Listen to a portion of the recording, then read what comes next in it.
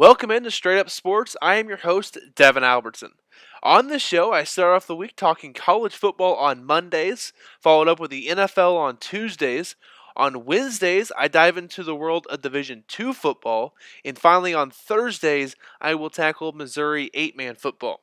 On Fridays, I will review what I talked about Monday through Thursday. Also want to make sure to ask you to follow Straight Up Sports on Twitter at show_straight and to follow my personal account at Devin Albertson. Straight Up Sports starts now.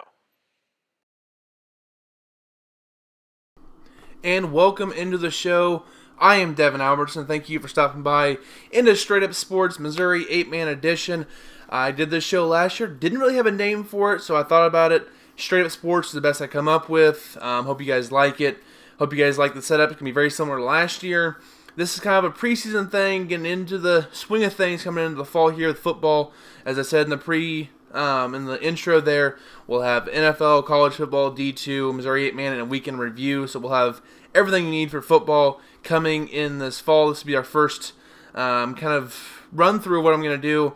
I'm going to come out with my Missouri 8-man Power Rankings. We're going to go through districts play and kind of see how the districts are going to set up for 2018. Very similar to 2017, just a couple of wrinkles down south. So I'm just going to get right into it. I want to thank everybody for listening. Make sure you follow the show's account, which I just created on Twitter, show_straight. Follow me on Twitter at Devin Albertson, and follow Missouri 8-man at Mo8Man Football on Twitter for all your 8-man needs. And I'm just going to get right into it. First up, we have the Power Rankings. And number one, as you can see there, Stanberry. 10-2 last year. I like what they bring back this year. I think they have replaced a little bit in the line of scrimmage, but they return Cole Durbin and running back Trey Schieber. That quarterback running back combo, very important in football, and Stanberry returns the two best in the state coming into this year. They combined for over 3,200 yards and 55 touchdowns last year. They will need to replace 5 starters on both sides of the ball with end and linebacker Brad Haley, and defensive back Levi Murphy, fullback DN John Shanks, O-lineman and D-lineman Vince Carroll, and Kenny Suma. Expect juniors Cam Wallace and Hunter Johnson to get a big step up in skill possessions, and of course the lines will be anchored by All-State D-lineman Zach Oldham. I think this team is poised to have a big year last year. I know Worth County was both their losses last year. They were a very good football team. I probably had them ranked a little bit low at the end of last year, but they were very good. Just couldn't beat Worth County, which nobody's going to beat that Worth County team last year. That Worth County team was so good. Stanberry, they were probably the third best team at the end of last year. If you really break down, it was Worth County, Sacred Heart, Stanberry were the best three teams.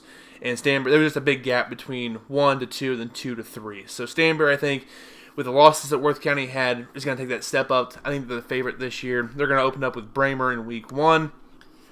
Then you get number 2, the state champs, Worth County, 13-0 last year. I know a lot of times teams like to, you start with the state champions, number 1 in the state, but they lose so much talent. They lose a bunch of starters on offense and defense, like 4 on offense, 5 on defense. But those starters were huge. Look at offense, quarterback Ryan McClellan, running back Tevin Cameron. Their whole offense, the 2 of their offensive linemen with Drake Kinsella and Mason Hawk, the 2 guards who were so good last year. I can't state how good that line was last year for Worth County with those 2 guards. They set up everything. McClellan and Cameron were so good in the backfield. They're going to be tough to replace. And then on defense, McClellan and Cameron at linebackers with 3 of their D linemen with Kinsella, Hawk, and then nose tackle Devin Jackson. Jackson and Kinsella are both playing collegiate football for Northwest Missouri State this year, D2 school.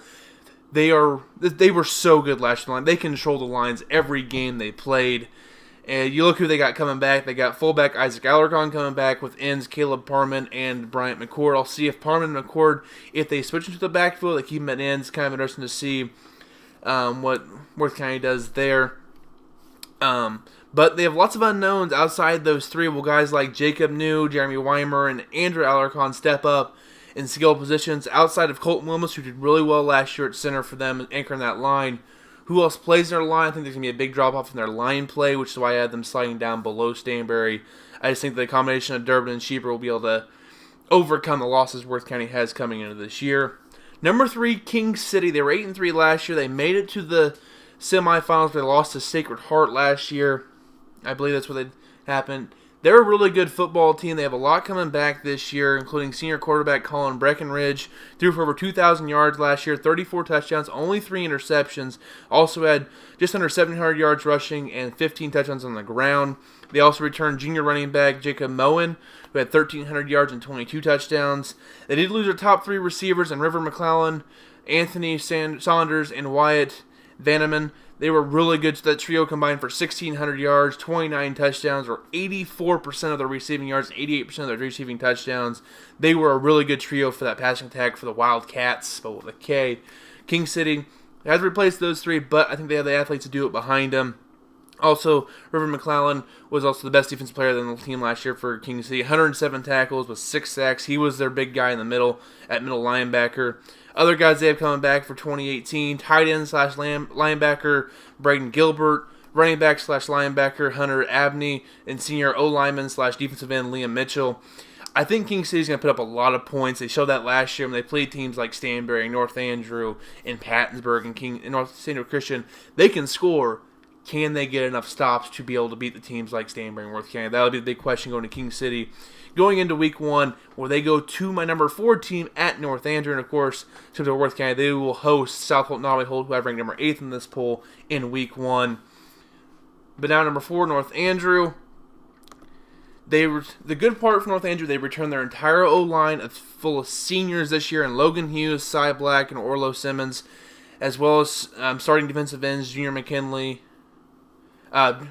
Starting defensive end who's a junior, McKinley Lillard, But there's a team that also lost a lot of talent off last year, 7-4 team that lost to Worth County in the state semifinals.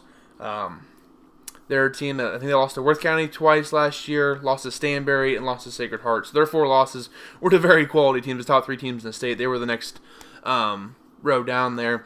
But when you lose quarterback / linebacker Jacob Powelson, running back / linebacker Cole Thurbin, fullback / linebacker Lance Strebe, with defensive end / end Caleb Patterson, who's playing at Missouri Western this fall, end / defensive back Adrian DeLong. That's 4 defensive starters and 5 offensive starters you have to replace going into this year, and a bunch of skill positions that were knowns coming into last year with North Andrew. You knew those guys were going to be there. You knew they were very skilled on the outside. So it's going to be up to guys like Lillard, Jaden Baker, Gus Shunk, among others, to overcome the loss of skill position players to graduation. The percent of the offense lost to graduation, 100% of their passing yards, 64% of their rushing yards, and 95% of their receiving yards, mainly because of Patterson and DeLong. Very talented offensive team last year. There's a lot of unknowns going into North Andrew. I still have a lot of respect for them. They are going to be 4 in my power rankings to start the year because they are North Andrew. I want to see that first game, them and King City. I'll be at that game for KNIM. That'll be a very fun matchup to see how that kind of works out. Those 2 teams playing each other. I'm really excited to see how those 2 teams match up. Number 5, I got my first 275 conference team with Mound City. They are my favorite to win the conference this year in the 275. They did lose 4 seniors at graduation with 3 starters, including running back and linebackers Dylan Fowler and Austin Pankow, O-lineman / defensive end Jacoby Tennell, and backup O-line D-line John Cooper. Fowler and Pankow accounted for over 1,100 yards rushing and 20 touchdowns. Roughly half their rushing offense last year in 2017. The good news for the Panthers is the return quarterback and linebacker Dylan Marsh, who's a fantastic athlete. Threw for a little over 1,000 yards, had 19 touchdowns, only 5 picks last year through the air. Also had 865 yards rushing and 15 touchdowns on the ground. They bring back 2 skilled ends with Matthew Papa and Noah Young. Last year, Papa had almost 700 yards receiving with 14 touchdowns. He was Mars' go-to man. He's very athletic. Maybe see him move to the backfield this year. We'll see. Noah Young, of course, at end and defensive back. Their best O-line / D-lineman anchored is TJ Hopkins, who had 74 tackles and 15.5 sacks last year. They also have Justin Hall and Blake Hayes along the offensive and defensive lines. So I think they can win the 275. My big question with the Panthers are, can they close the gap with the teams that I have ranked ahead of them with Stanberry, Worth County, King City, North Andrew? Can they close the gap between the 275 conference and the better at this point GRC? The Grand River Conference is the better conference. It's kind of hard to deny that. Can they close the gap there between those teams and make some noise in District 2, which I'll get to later? Up next, number 6, and of course Mountain City, they'll open up at Platte Valley. Platte Valley had struggled last year, so Mountain City should have the advantage week 1. Week number 6, I have Rockport. They were 9-1 last year. They won every game up until the playoffs when they ran to Stanbury and lost to them. Them and Mount St. had a great duel in Week 9 last year. Rockport squeaked out, I think, a 2-point win there. It was a fantastic ball game. But Rockport, they opened with the cab going into 2018 like they have the past couple of years. They used to lose a lot of talent there with quarterback Jace Hughes was the MVP, the offensive MVP, I guess, of the Mo 8-man All-Star game. He was a very solid quarterback. I think he was a 3-year starter there. He was very good. Linebacker Carter Ottman, who was very talented. Running backs, linebacker Quentin Carter. Do everything. Caden Linthicum, in/defensive end Ryan Dewhurst is playing at Northwest this coming fall, and then center/defensive end Dalton Blake.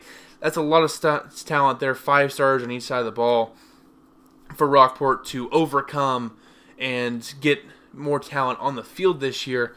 If you look at the yards, they lost their graduation. They lost 99% of their passing yards and 97% of their passing touchdowns, with Hughes threw for about 1,300 yards and 28 touchdowns last year. Rushing yards, about half of them graduated, just under 1,000 yards. Receiving yards, just about everything there with Linthicum and Dewhurst. 1,200 yards receiving and all 28 touchdowns. I guess they threw 29 touchdowns last year, so 28 of the 29 are gone to graduation.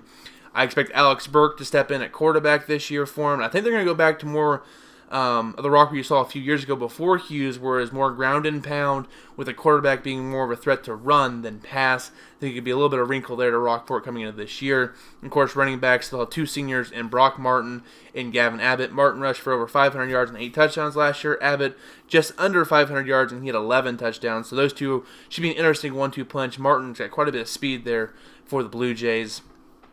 Senior Zach Clausen and junior Kalen LaHoo will anchor the offensive defensive lines for the Blue Jays. I think they're going to contend with Mound City and East Atchison, probably South Holt, Nolly Holt for the 275 title. And if you look at them, Week 9 they're going to play Mound City. Week 5 they're going to play East Atchison. Those are a couple games you need to watch for with Rockport. I think they have the Spartans of South Holt, Nolly Holt in between. I think Week 7 or 8 there too. So Rockport, a lot of important games later in their schedule. They have a lot of an easier schedule in the first half of it. They open up versus DeKalb, and they're kind of the same boat as Mountain City and all these other 275 schools. Can they compete with the top GRC schools? Last 2 years, they've lost to Stanbury in the playoffs by a combined score of 152-56. You've got to close that gap. If you're Rockport and you want to contend for a state championship, you have to beat GRC schools. It's as simple as that. Up next, number 7, East Atchison. This is a team, I know a lot of these other teams have lost a lot to graduation, stuff like that. They did not. They returned 6 starters on offense and 6 on defense, 7 on offense. The biggest loss will be offensive lineman / linebacker Shea DeRozier. They do return quarterback / defensive back Jake McEnany, running back Bryson Bywater, / defensive back Gage McAdams, who's going to play, who I think is going to do track in college next year. So he's a guy who's very athletic, very good pole vaulter there for the Wolves in the track season. O-line / D-line Wyatt Gray, fullback linebacker Ian Headland, which I could see Headland moving from the backfield of the line this year because he is getting pretty good, and he's a pretty good sized kid there for the Wolves. I can see him moving to the lines and helping him out there to replace DeRozier on the lines. Nose tackle Jace Navin, linebacker Keaton Williams, Trey Bowling, center Ashton Yuri. They just have a lot of guys who they rotate in there. They're a pretty deep roster for the Wolves. Also expect Garrett Meyer to make a big impact this year after missing much of last year with a knee injury. He's a pretty athletic kid as well, so we'll see what he can do coming back from last year with that knee injury. And they've made a couple of big jumps with their core group over the past couple of years. In 2015, they went 1-8. In 2016, they went 3-7. Last year, 7-4. You see that progression from East Atchison. Can they keep it going if they want to compete with teams with Rockport, Mount City, and the top of the GRC?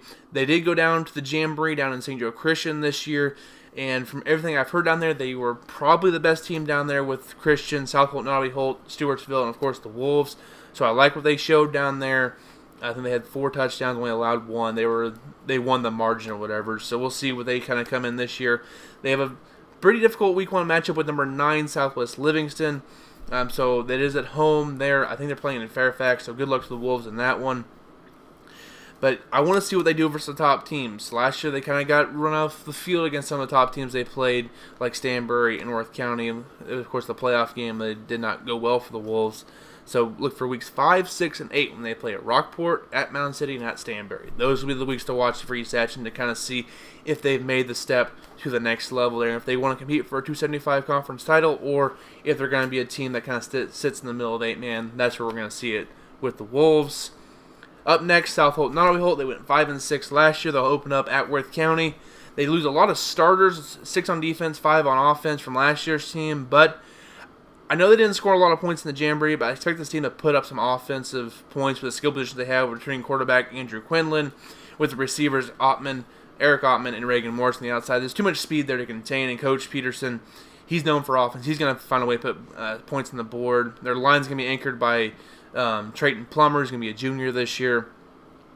But outside those 4, there's a lot of unknowns with this team. It's not a whole lot proven with the South Holt Nottoway Holt team, though I think there's a lot of talent on that roster. So we'll kind of see what they can kind of show. And I believe they're going to be right there with Mound City, Rockport, East Atchison, maybe a quite step below, but they're a team that could pull off an upset or 2 and crank into that top 3 of the conference. And who knows what could go on later in the year. But I have them at 8 right now.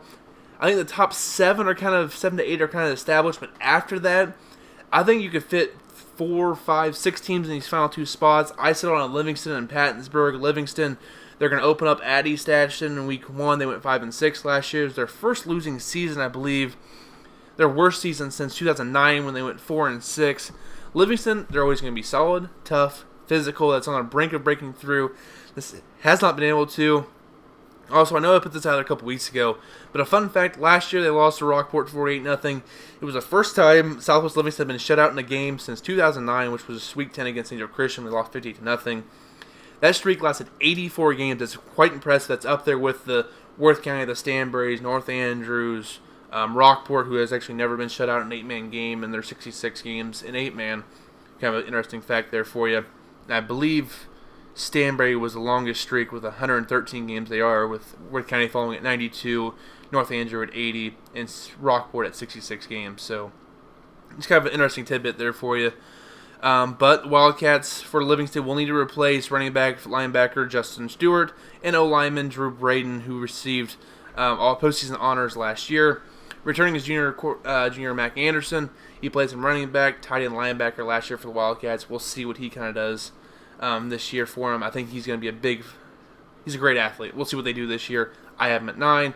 And number 10, Pattonsburg. They did lose quarterback Cole Dilly and Peyton Jones, but they did win the North Andrew Jamboree, which was North Andrew, Pattonsburg, and I believe DeKalb and Platte Valley, so take it for what you will. But if you can play with North Andrew in a Jamboree and show some talent there, they made some big strides last year.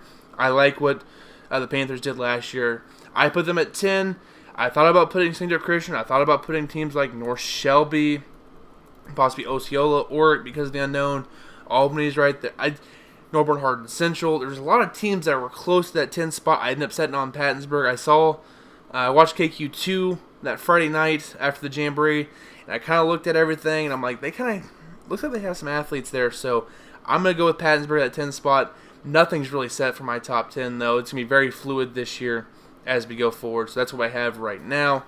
If you have any questions, make sure you let me know. If you have any disagreements, feel free to talk it out, definitely with it. We'll go to the districts, of course, for this year. Not a whole lot changed from last year. A couple wrinkles that I get to in District 4 in a minute.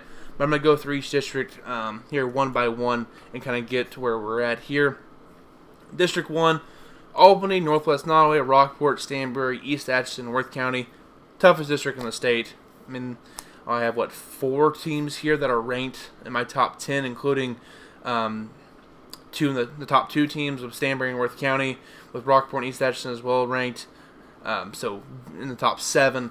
So a very, very stacked district here. I think Stanberry and Worth County is going to battle it out for it, though. If Albany is your 5th best team in your district, you're doing something right. So this is going to be a very interesting district to watch. That has been in the past couple of years as well. District 2, you have DeKalb, Mound City, North Andrew, South Holt, Nottoway Holt, Platte Valley, and St. Joe Christian. I think North Andrew and Mound City are probably the cream of the crop of this district, with South Holt, Nottoway Holt, and Christian the next step below. And then, of course, DeKalb and Platte Valley in the 3rd tier of this district. It's got some talent here, and I believe it's districts 1 versus 3 and 2 versus 4 this year to go to state. So you could see a thing where if Mountain State and North Andrew meet in the district championship game, I think that team probably goes to the state. So you can possibly see a team in the state championship game from District 1 this year. I think it's District 2 this year. It's a very a favorable path this year to the state championship game, if you ask me, from District 2. District 3, you have Bramer, King City, North Shelby, Pattonsburg, Livingston, and Stewartsville. I'll tell you what, I think King City wins this district, but there's no bad team in this district, in my opinion. I think they're all kind of right there and can beat up on each other. I think North Shelby might surprise a few people this year. They went 3-7 last year, but they played a very difficult schedule in their independent last year. Now they're going to be in the Central River Conference with a couple teams from District 4.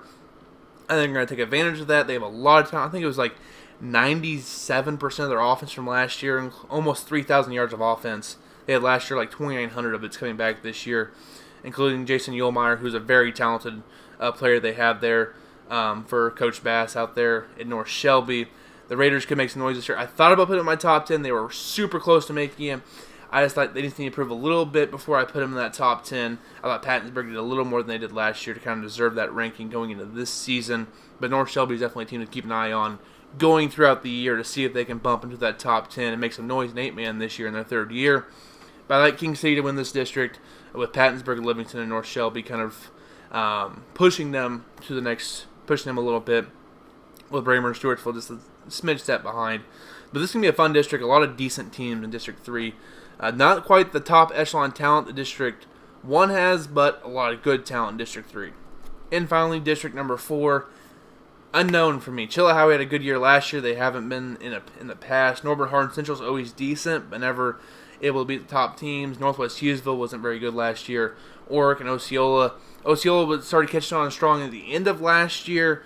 And Oric coming down from 11-man, you kind of need to see how those teams kind of work their way out to kind of see how they're going to adjust to 11-man. You saw a lot of these teams takes 3 or 4 games to kind of get the swing of things and the changes and the nuances of 8-man before they start excelling a little bit, which I kind of like. Osceola and Norbert Hardin Central are probably the 2 better teams in this district. Could probably come out of it to the semifinals, but we'll kind of see where they go from there. This district took a big hit whenever Greenfield went from 8-man to 11-man. I thought they had made some good strides the past couple of years to try to compete with the top teams in the state. So it's I think it's unfortunate to see Greenfield go back. I think they're going to come back in a couple of years anyways because numbers. It's just kind of a hard thing to fight there if you don't have the guys for 11-man. You don't have the guys. You have to come back to 8-man. I think it's a futile effort to try to stick with 11-man there. Hopefully a couple other teams down in that area go to 8-man and give them some games to schedule. I think that's the biggest thing was travel was really tough on their team. But we've seen teams like North Shelby do it and thrive. So we'll kind of see there. And then Sacred Heart, last year state runner-up, they had made some big strides. I think that was only their third year in 8-man. But they lost 13 of 19 to graduation, had a very small freshman class. So they will not have 8-man football this year. Hate to see them not playing this year. They were very talented. I had fun watching them last year down in Springfield versus Worth County. But this district takes a big hit with our top 2 teams either moving classes or not fielding a team this year. So that's what I have for district number 4. I want to thank you for watching the show. It's going to be the first one of the season, I guess, here for 8-man, and of course all the other NFL, college football, Division II football that I'll have for this year. Hope you enjoy it. Make sure you follow the show on Twitter at @show_straight. Follow me at Devin Albertson and follow Mo 8-Man Football on Twitter for everything you need to know. Thank you for watching. I will see you next time here on Straight Up Sports by Devin Albertson.